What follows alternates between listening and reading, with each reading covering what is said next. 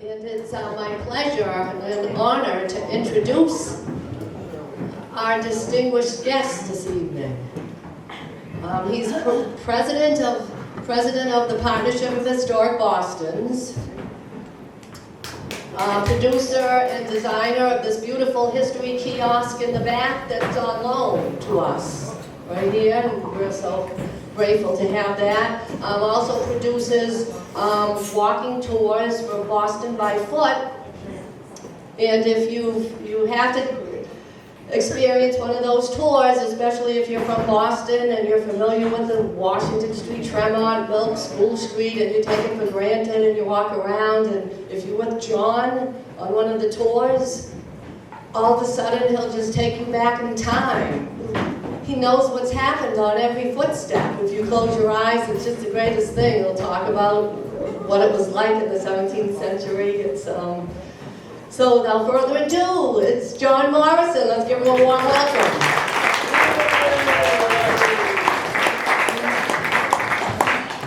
Thank you. When I think back to 1630 and all of the work that we went through to make an independent and self-governing body here, it seems like it's a good idea to tell the story again. So that's what I'm going to do. This is the story of how Massachusetts was formed and became self-governing without having to report back to our people who financed us in England, and they had no right to make decisions about what we should do here, which is absolutely unique to the colonies of all of America at that point, all of which had to report back to their board of directors in England for information on how to proceed. And we didn't have to, and that and the fact that we had an election scheduled to meet and all of the stuff made it possible for us to become who we are. This is Boston as it looked in 1630. Boston is a small peninsula, 739 acres, which is about 1.25 miles square, sticking into Boston Harbor. And all of the old pictures show it horizontally, but actually it's oriented north-south. And this is the tour that we do, which we call Survival Tour, which takes the tour people through 5 years of the growth and development. We're going to try to zip through some of that. So the tour itself is 7 steps, and we start here and walk around in a circle, starting here, which is the original location of where the State House is, going here where the person who lived here in 1635 lived here and was a great help to the Puritans, to here, which is the middle of the common, which in 1630 excavations showed had a large group of people living around a common huge campfire to stay warm during the winter of 1630, to here, which is the first graveyard, actually the second graveyard, where there are a number of people here, and it's a good place for us to talk about death of children, how that affected people, and how the population grew over the first 5 years. To here, which is the second graveyard, where we can talk about the interactions between, and the hostile interactions between Governor Winthrop and Governor Dudley, and how the resolution of that, which if it hadn't been resolved, probably would have torn the colony apart, how it came about and how it helped to create a vibrant and active political environment. And then to here, where we talk about this is where the first church is, and we talk about how here and here government was formed and how our commerce developed here in Town Dock. And that's what the tour is about. And that takes us 5 years for the growth of the town to grow from about 31 families in the first year who survived through it to a vibrant economy of 500 families and a total population in all of Massachusetts Bay, which excludes Plymouth because Plymouth was a different colony in those days, of about 4,000 people to about 11,000 people at the end of the decade. And a very vibrant economy, and something that we were looked at both for it as the possible model for a new religious birth and for the possible model of an economic system that really was ecumenical and was equivalent and equal for laborers and for merchants and for everybody who had to participate in it, because the basis of the colony was that we shall all strive for the same goals. This is the State House. This is where we start. And this is what the original situation looked like. Here is Boston as a peninsula of 789 acres. This is Pullen Point, and this is about where we are now. And Captain Pierce was granted 100 acres here in 1637 in honor of his work for the city. And he had also purchased at that point a house in Boston and was a Boston inhabitant when he wasn't at sea. Briefly, in 1625 to 1630, we planned and executed this whole mass emigration, the largest mass emigration, which we call it the Great Immigration. Having obtained a royal patent from the king and in relieving the great stress on England from the number of persons who had been forced off the land, because the landowners, they were all tenants, farmers, but they didn't own it, they were tenants of the landlord. And the landlords wanted to move into an economic system that was based on sheep, and so they had to throw off all of these tenants. So in the original situation was all of these common fields with people working together here to plow them, and each of these fields would have, one of these stripes would be owned for each family, and so each family would have a couple of stripes in this field, a couple of stripes in this field, a couple of stripes in this field, enough to feed them. And each of these fields was allowed to lay fallow once a year. They rotated it so that the ground was reconstituted with manure and stuff like that. This is the ideal situation in the 1450s and the beginning of the 1500s. But what happened was the desire to commercialize the system and force the people off the land resulted in this huge decrease in the amount of money people earned for a day's labor. There was a huge devaluation in the value of labor as people were thrown off the field and out of work. And so that meant that there was a great number of people in the 1600s and the late 1500s who needed to find somewhere to go because they were on the dole and they were just ready to move and find a new situation. This is what it looked like. You can imagine what a sheep market looked like. This is Boston, England in 1630. And you can just see the whole downtown of the square is sheep. And in point of fact, the coat of arms has a sheep lying on a wool sack to show how important sheep growth was in the early days. But the resulting problem was that it forced all of these people off the land and consolidate the land. So there was a great number of people, and there was also a great press on religion. As the Puritans and the Protestants threw out the Catholicism that had been the core religion of England with Queen Elizabeth. And so there was this huge strife over what's the proper religion, what's the proper role of the state in religion. All of this led to an enormous pressure for people to find a way to escape from England because they thought there would be a great cataclysm, and move to America where they thought they would be safer, where they thought they could have a religion that they liked. And so people came together, and under the great leadership of the people who, in Massachusetts and in Lincolnshire, which is where this is, and in London, which is this, in the Suffolk counties here, gathered a great plan together to make a mass migration. And this is what the population looked like emigrating to America in the first 32 years. So there's a great diversity of people. As a matter of fact, it's a migration of a society rather than a migration of a small number of people. And they all came and they all brought their skills and they all made it possible for the colony to survive. They did a lot of planning. This is what it looked like. These were the sheets of the 2x sheets of all of the stuff that they needed to gather together to bring with them to make it a successful migration. Just sheets and sheets of this stuff, all maintained in the planning records because these people were careful about records.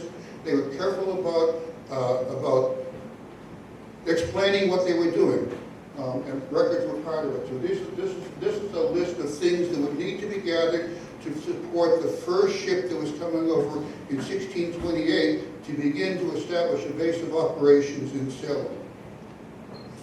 And in terms of a person, you were expected, because you were expected to sell your property to move to England, to New England, to make it a permanent move, you were expected to bring with you all of the stuff that you would need to proceed your craft.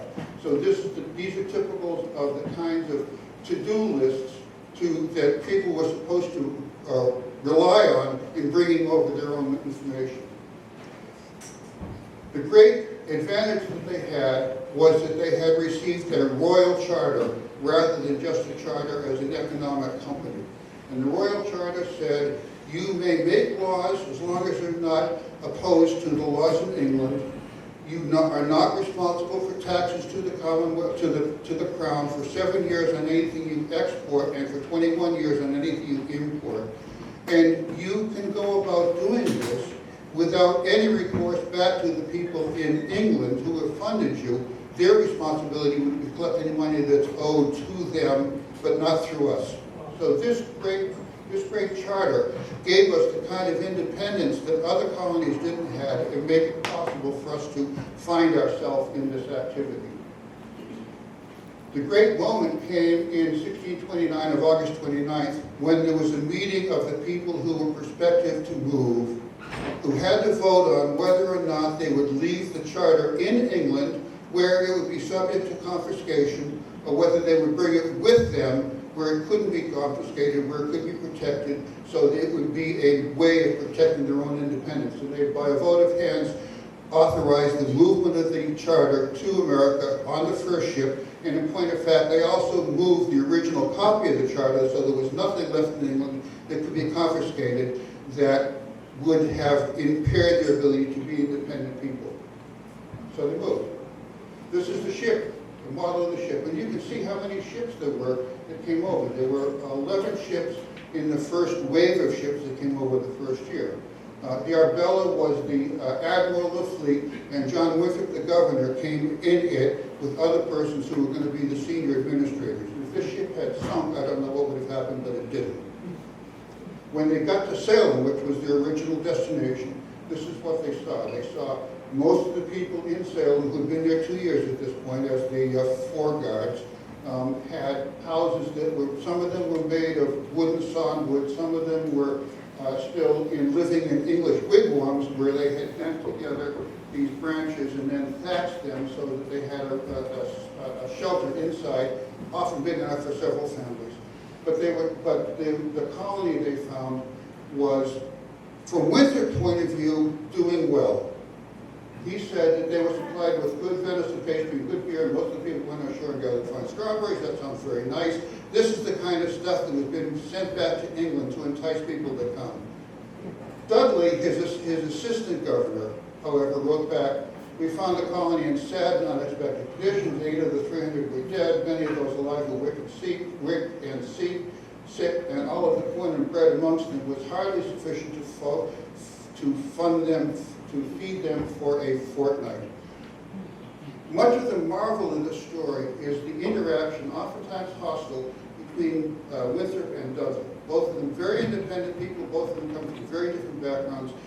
They had to find a way to survive with themselves, to cooperate rather than to compete, and to deal with Governor Endicott, who had been the governor in Salem before they brought over the charter. And their activity is one of the great stories. So now we would move down to Founders Memorial. In 1930, which is our 300th anniversary, there was a real effort to put things around that talked about our history. You have a 1930s out front, don't you? There was a great effort to restore and find our history by putting up memorials and signs and stuff like that. And this is the Founders Memorial. And it looks like this, and it shows Governor Winthrop and the pastor, whose name is Wilson, coming ashore and meeting Reverend Blackstone, who had been here from a previous venture that went bad, who welcomed them because he had a house on the peninsula. And it's symbolic. The Native Americans were friendly, and they were part of the welcoming committee, and this shows the women and the soldiers in black, emblematic of the amount of fecundity that was necessary to keep a colony like this moving. The backside of the monument talks about some of the things that were in a famous sermon that Governor Winthrop preached or wrote. It's not clear because there's no recorded preached it, but he probably did, in which he talked about the fact that they believed that they would be an effective and efficient and appropriate hierarchical organization within the colony. He said that the rich, and it has to work together, he said that the rich and mighty shall not eat up the poor, and the poor may not throw off their yoke and try to raise up the superiors and throw off the yoke. Together, acting together, as all parts of a body act together, they will make a due form of government, both civil and ecclesiastical, the care of which must be of the public, and the needs of the public must oversway all of our private interests. And if we don't do that, and he was a very religious person, and in those days it was in their soul that God would take vengeance on them if they did not keep their promises. And he said that if we don't achieve what we're trying to do, the Lord will surely break out in wrath against us and be revenged on such a perjured people and make us know the breach of such a covenant. He was an attorney. He believed that they had established a contract with God, and if they didn't keep their side of the bargain, all hell would break loose. Because what's important is this whole issue of the original idea of this being a very hierarchical organization, and that shows in the minutes of the very first meeting, which is here, and says, the effect of which is the free men will select the assistants, who will like the Senate. The assistants will select the governor from amongst themselves, and the assistants and the governor will make all of the laws and enforce all of the laws without any recourse to input from the community. So this is where we start, is a very hierarchical, very classical organization, from very top down. But again, where everybody is expected to pull together. But it was winter, and it was cold. And so this is where, on the Boston Common, this area was discovered in the excavations in 1950 of a very large campfire from the 1630s and post holes indicating that people survived the first winter in these hovels that they were able to gather close enough around the fireplace that they had some way to cook food and some way to stay warm in there, and they had to survive. But it was not easy. Winthrop wrote, before they could get warm houses, the searching sharpness of the colder climate creeping in through the crannies of their crazed bodies caused death and sickness. It was not a good first year, but they survived. And this is what the peninsula looked like at the end of 1630. Very, very bare of places where people are living, but there are people. Each of these numbers is a house site known from the very first records. This is where people live. So we've got, at this point, we've got 36 families living on here, relying on food from each, which they brought with them because it's still winter and they haven't had a chance to plant, and living the best they could in common on the colony. What saved their ass, pardon me, is the person from whom this place and this building is built. Captain William Pierce was a mariner. He and his brother were very active in the development of these colonies, both Plymouth and in Massachusetts Bay. And he was in port when Winthrop and the fleet arrived in July of 1630. He had just dropped off some stuff for the Pilgrims and stopped in Boston Harbor to see if there was any money to be made, and was going north to continue to trade in the fishing village, and then came back. So he was still in port when Winthrop realized that there really was a real problem with food, and deputized him, Captain Pierce, to go back to England or to Ireland as quick as he possibly could, and on Winthrop's pledge of payment, buy as many supplies as he possibly could and come back to Massachusetts Bay as fast as he possibly could. And it was a good thing he did that, because he found people starving. When he got back in arriving in March, the 5th of March in 1631, his ship was sighted coming into the harbor. And that day had been proclaimed as a day of fasting and prayer because the absolute last of the bread was being distributed that day. And that day became a day of thanksgiving because they knew he was bringing supplies for refreshment. And they had a full-scale day of thanksgiving on the 22nd when all of the food that he brought with him distributed. And furthermore, the lemon juice that he had the foresight to bring because he knew that people without vegetables would be suffering scurvy, and they were. And the lemon juice is the classic sailor's remedy for scurvy, and he brought a goodly supply of the juice of lemons with him, and that helped to cure the scurvy problem more or less permanently.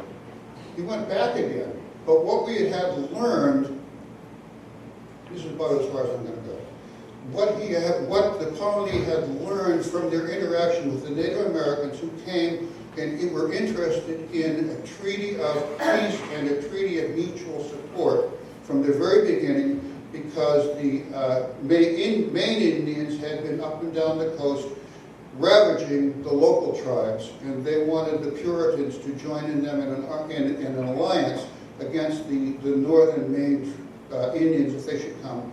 So they were very helpful to the Puritans, and they saved their butt on a number of occasions.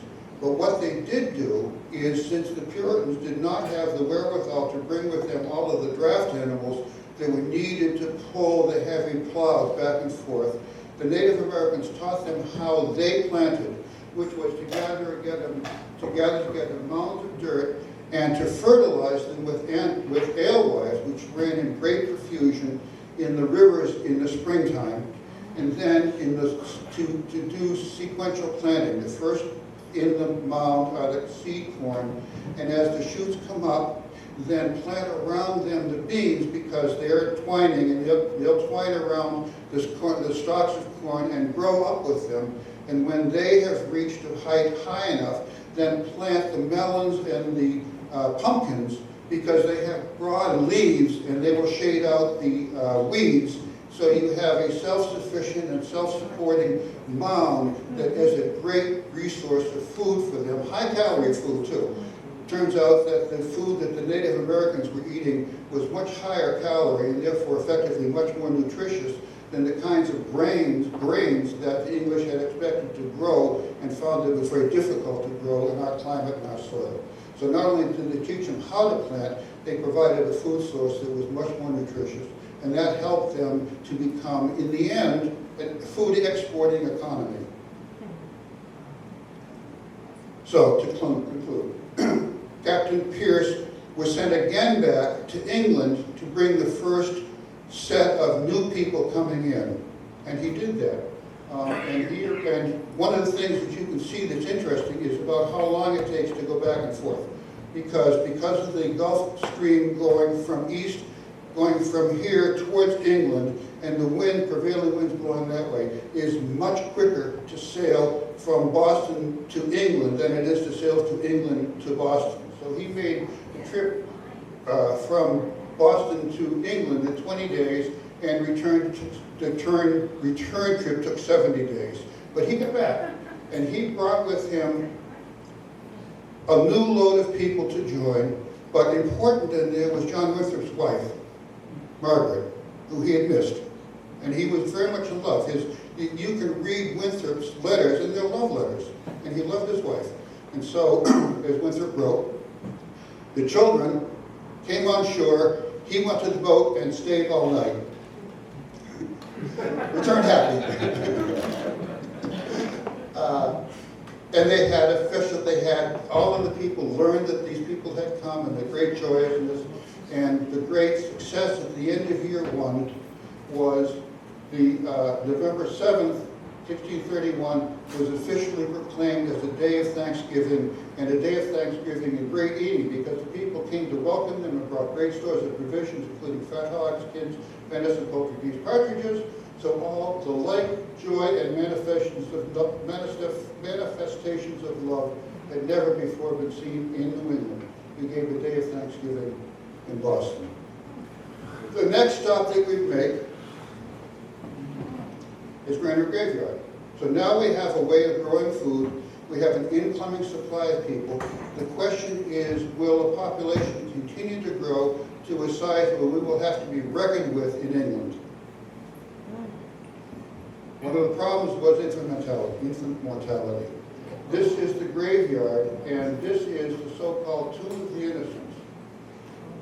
If children died before they were baptized, then they weren't buried in a family tomb. They were buried in a common grave of those persons who had not been baptized. So this is probably the saddest place in all of Boston, certainly the saddest place in the graveyard, because it's the Tomb of the Innocents, and it's believed that as many as 3,000 babies wrapped in swaddling clothes lying there, year after year after year. This is the tomb of a family that lost 4 of their infants in birth. On each of these is a memorial to the kids, and you can see the skull here and the wings hopefully going to heaven. But what was the real upshot was that the death rate was falling.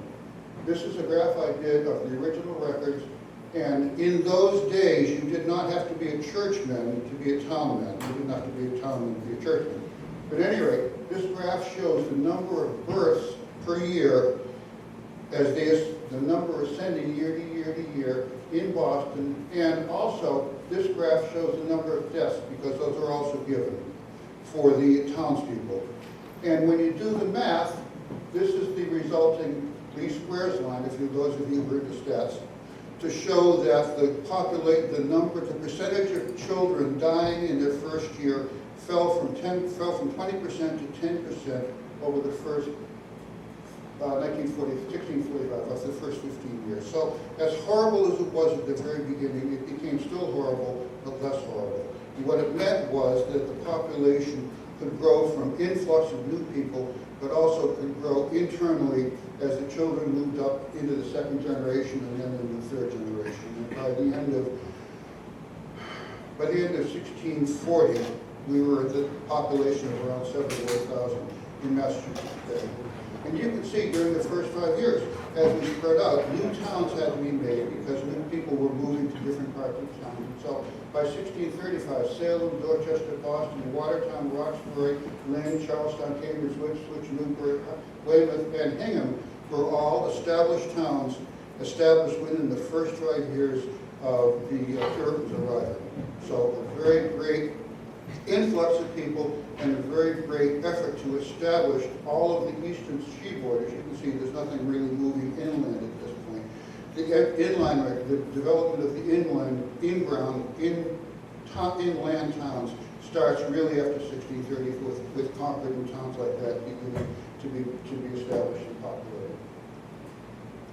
Back to Winthrop and Dudley. They really had to get their acts together. This is Winthrop's tomb. It's a family tomb. All of these are Winthrop's and Winthrop generation buried here, all the way up to the last one here is 1930s. So the tomb was openable. It's a table tomb. This can be lifted to bring another body down into the underground tomb here. Ditto, this is Dudley's tomb. This is Governor Dudley's tomb in Roxbury. And although it's not as popular and populated, it's the same thing. These were family tombs, and it was expected that the progeny would be here and the progenitor would be here, and so they go on. But these guys had to get their acts together. This is the governor and the deputy governor. They come from very different backgrounds. Winthrop is an attorney. Dudley is an army guy, basically, but also a manager of a large estate. And he tends to be pessimistic, and Winthrop also tends to always is optimistic. And they had a fight over the silly issue of whether the governor had the right to authorize the people in Watertown to build a fish weir so that the fish running up the river in the spring would be held back by the fish weir so that they could be used as to fertilize things.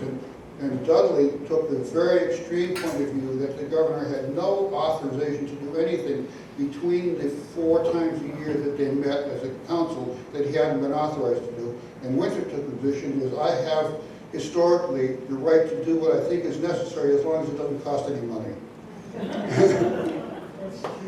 So, he authorized the fish weir. They screamed at each other about the element report. So here we are, 1630. At the beginning, the issue is now becomes what's the role of the freemen in Massachusetts, the people who are members of the corporation, who are church members, and who are excluded in the earliest interpretation of the thing from having any rights in the making of laws or the direct election of the governor or the assistant governor. Remember we said, okay, so we will elect the assistants, the sessions will elect the governor, and between the governor and the assistant together we'll make all the laws and rules. No, it's not going to work.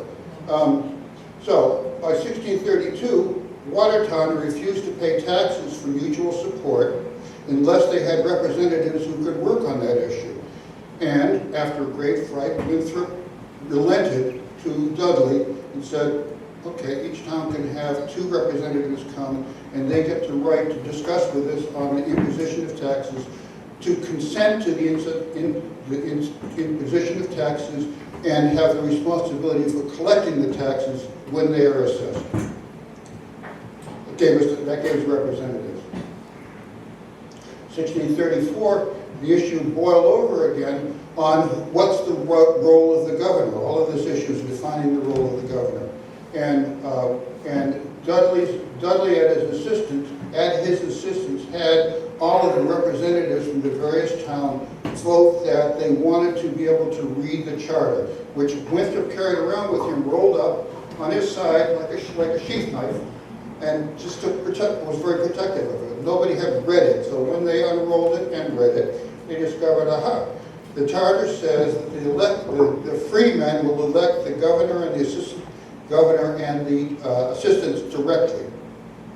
And so that had to be asserted, and that platform was implemented and popular government was instituted. There was still an issue of whether the freemen could initiate legislation, but they certainly had the right to discuss it and vote on it and send it up or down. Meanwhile, in 1633, the year before this, Dudley's son Samuel had married Winthrop's daughter Mary. And they realized we are now brothers-in-law, and we got a family. And if we fight within the family, it just gets bad. So they decided to work it out. So in the election of 1635, Winthrop was not re-elected as governor. Dudley was re-elected as governor, and Winthrop decided, I will support him in everything he does.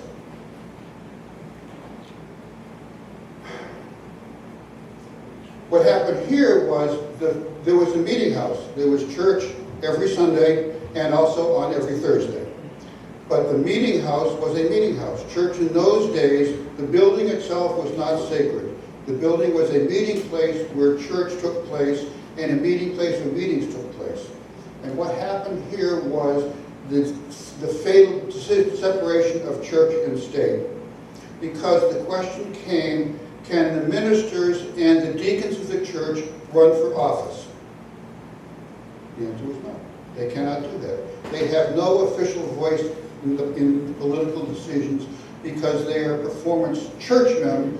And one of the things that we hate most in England is that the king is the head of the church and can make decisions on church decisions and on religious practices and stuff like that. And we don't want that here.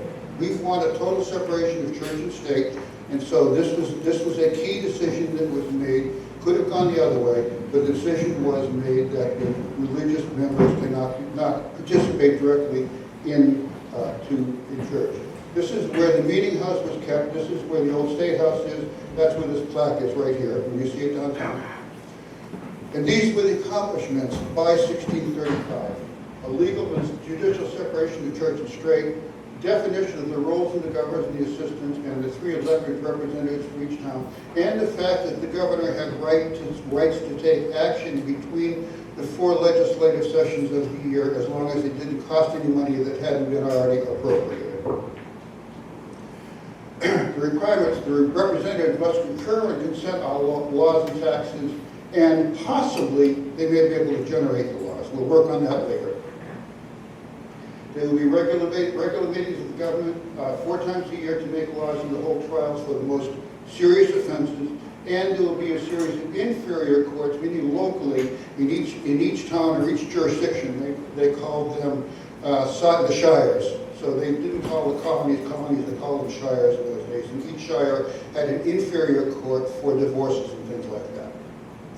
And most important, they had decided all of this stuff had to be codified.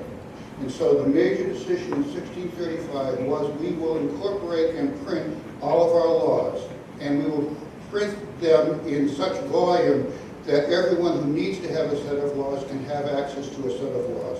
So 1635, the decision was made to print these. The first attempt was to parse the Bible out to find out what laws existed in the Bible and to make those the laws, and most of those became the laws of capital punishment. Then furthermore, the attorneys got involved and things got delayed and stuff like that. But by 1641, they had a printed set of laws, the laws and liberties of the government of Massachusetts, printed in 600 copies, so they were available to everybody who needed them. And this is considered to be one of the real signal accomplishments of the early government of Massachusetts, is when nobody else had done it, we're going to print our laws so that you can see what really exists. If you remember what the Boston looked like, there is a little town dock that faces the ocean, that faces the harbor, and this is where we first began to have a commerce, because this is where there was enough water that the boats could be offloaded in the harbor and the material or whatever is brought on the boats could be rowed in. It's called town dock. And behind it, on the other side, as you'll see, there was this big open space like this. And people knew that it was possible somehow or other to use the tidal force, because it's a 10-foot tide, as you guys know the tide goes in and out, possible to use that as a source of energy to drive a mill. And say, no, okay, let's think about a bathtub. Bathtub has got water splashing down to the spigot, and that fills up the tub, and then you pull the plug and the water runs out. So you've got 2 sources of potential energy, the water coming in and the water going out. So if we build a dam, then we can, and at both ends where it goes back into the harbor, we can capture the water at high tide, close the dams, let the tide recede, so we'll have a 10-foot head of water inside this mill pond. Then we can open the sluice that runs the water out, and that will run a wheel there, so then the water will go down, so then we'll close the dam again. Meanwhile, the tide will rise on the other side, and we will open it, and the water coming in will run a wheel on the other end. So a perfect use of the thing. And all of this, if you go into Boston, all of this area that you see in around Haymarket, all of this Haymarket area, you'll see it's barren. And because this is the original surface of the mill pond. You can see. This is the mill pond, and all of this is the area that we just saw. And this is where the dam, there's one dam here for water coming in from high tide into low, and there's another dam here from water going out from when this is high and the tide is out. So the water coming in runs the mill, then the water running out also runs the mill.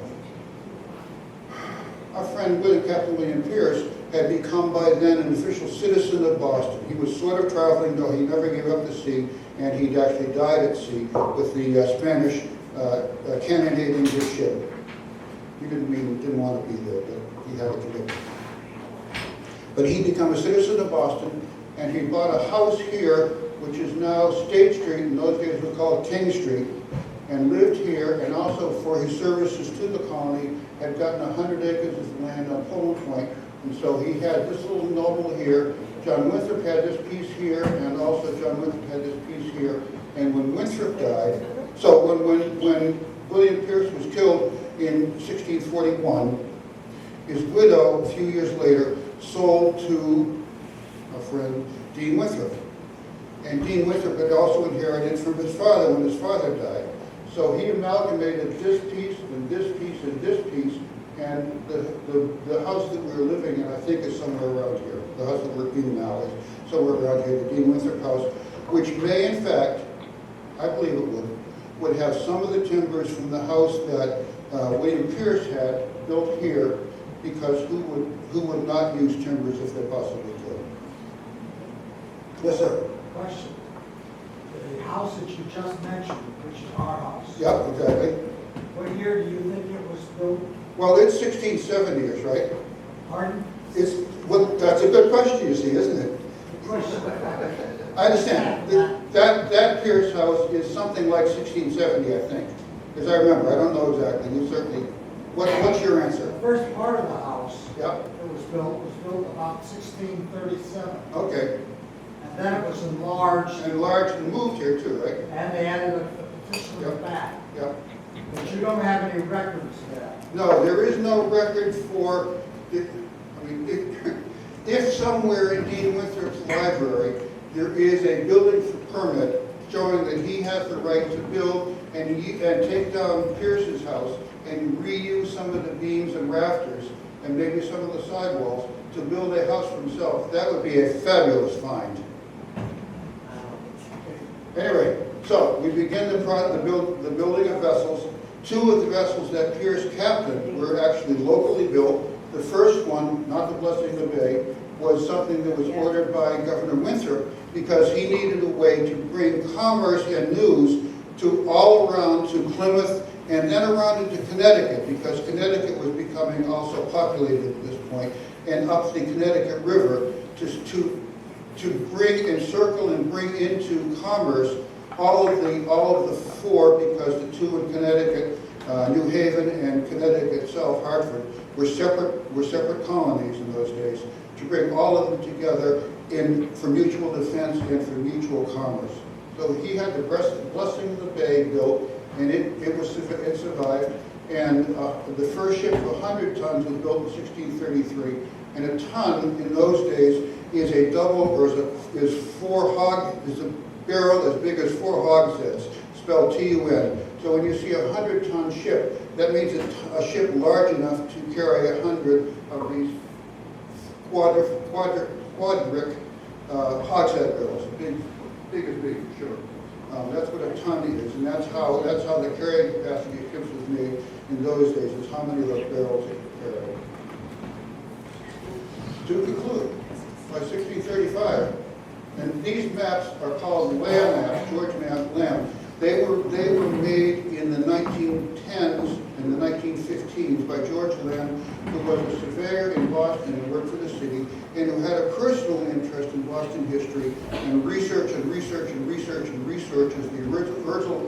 original land deeds to find out where people lived, and built these maps. Each of these is a little number that he wrote, and the legend will tell you what person this is from this number. And you can see the development of Boston over almost 20 years in the land maps. You did one for every year to see how the peninsula was populated and grew, and where the less favorable parts of town lived and stuff like that. But anyway, land maps, we've got 100, by 1635, we've got 129 families. We've got windmills already. There's a windmill here which says Ferry's Point is also, here, Mill Point, there's a windmill here, and there's a windmill on top of this hill. We're grinding grain in great, and the mill pond is working fine. Both the in and the outside dams are created, and we're able to grind grain. Shipbuilding has started. There's a beacon on Beacon Hill in 1634. It looked like our patent was going to be taken away from us. One of the reasons for getting it outside of inland is it couldn't be appropriated there. But there was a real scare in 1634. So Beacon Hill became Beacon Hill because a 70-foot tall tree was built on top of it with on there a huge iron skillet that could be filled with things that were flammable so that it could be ignited to tell all of the people from the hinterlands to come to the defense of Boston because bad things were happening. So that's what Beacon Hill is all about. That's what the Beacon is, Beacon Hill. And Boston is thriving. And there are now 12 towns, and there'll be 28 in another 15 years, another 10 years. Boston is very much of a thriving business at this point. They were deliberate, they were organized, the numbers swelled, they were prepared, they were quick to look at the basics, they got their houses built quick, they figured out how to do it. There's a lot in the original records in which people who are sawing logs into boards in the middle of town are being told to clean up the damn scrap that you got in the city, because it's getting obnoxious. There's a judicial system, and there's a social structure with strong family traditions and cohesions. Education and literacy, the first school has been founded in 1636. Harvard College is founded so that the people who graduate from Boston Grammar School will have somewhere to continue their Latin and Greek education and become ministers. And there's an equitable legal structure to make everything work. Thank you very much.